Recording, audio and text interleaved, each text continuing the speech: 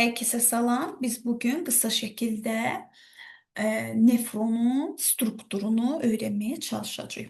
Şekilde gördüğümüz nefrondu. Bilirik ki nefronlar böbrəklərin quruluş və funksional vahididir. Nefron suyun, mineral duzun artığını, maddələr mübadiləsi nəticəsində əmələ gəlmiş məhsulları qandan süzür ayrılır. Və nefronun ayırdığı bu məhsullardan isə sidik əmələ gəlir. Nefron özü böbreğin beyin ve qabıq qatında yerləşir. Bəs bunun hansı hissəsinin beyin, hansı hissəsinin qabıq qatında yerləşdiyinə baxsaq, kapsula qabıq qatında yerləşir, Henle ilgəyi isə beyin qatında yerləşir.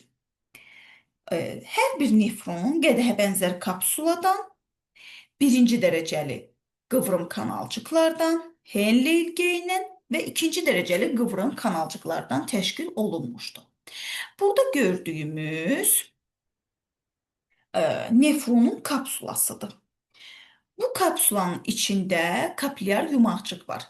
Kapsulaya birlə gösterdiğimiz getirici arteriya daxil olur ve kapsuladan burada 2 ilə gösterdiğimiz çıxarıcı arteriya çıxır. Bir dakika. Aha. Bu qədəhə bənzər kapsulun içərisində kapilyar yumaqcıq yerləşir. Gördüyümüz kimi gətirici arteriyanın diametri daha böyükdür, yaxınlaşdırsaq. Gətirici arteriyanın diametri daha böyükdür, çıxarıcı arteriyanın diametri daha balacadır. Buna görə də qan daha çox gəlir, daha az çıxır və təzyiq fərqi yaranır. Həmin təzyiq fərqindən burada qanla süzülmə gedir və ilk sidik harda yaranır? Qədəhə bənzər kapsulada yaranır. Qədəhə bənzər kapsulanın içərisində kapilyar yumaqcıq var. Bu kapilyar yumaqcıqda olan kapilyarlar bədənimizin digər hissələrində yerləşən kapilyarlardan fərqlənirlər. Kapilyar yumaqcıqda olan kapilyarlarda hərəkət yalnız bir istiqamətdə gedir. Yəni yalnız süzülmə olur.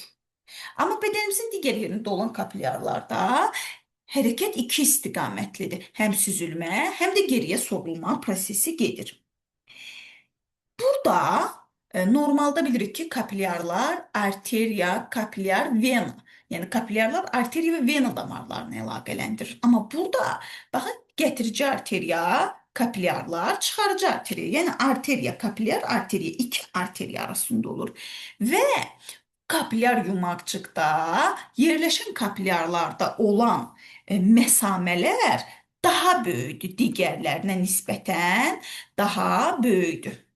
Bundan sonra kapilyar yumaqcıqdan kapsuladan birinci dərəcəli qıvrım kanalcıqlar çıxır. Və bu kanalcıqların hər birinin ətrafını kapilyar tor əhatə edib gördüyümüz kimi.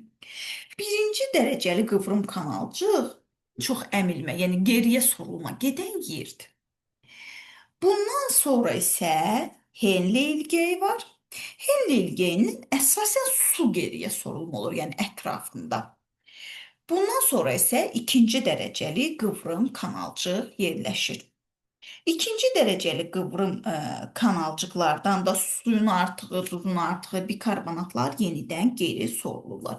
Və burada bizə 7 rəqəmi ilə göstərilən isə sidik toplayıcı borucuqdur.